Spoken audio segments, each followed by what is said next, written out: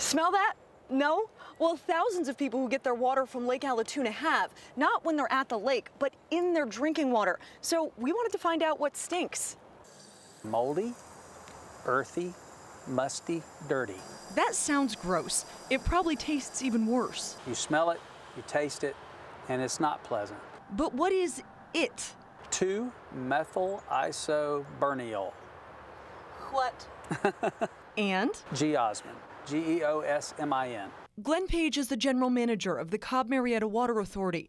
They pull the water from the lakes that people drink.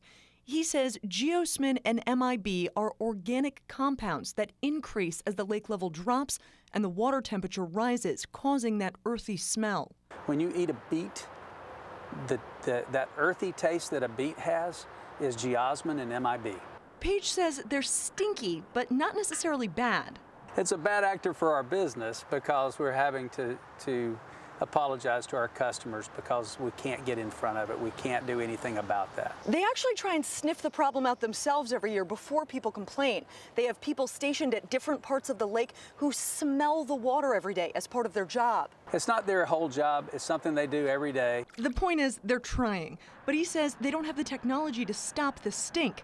They sterilize the water and try to pull from other sources, but the smell remains, and there's not really much you can do about it at home. People will hear, flush your water.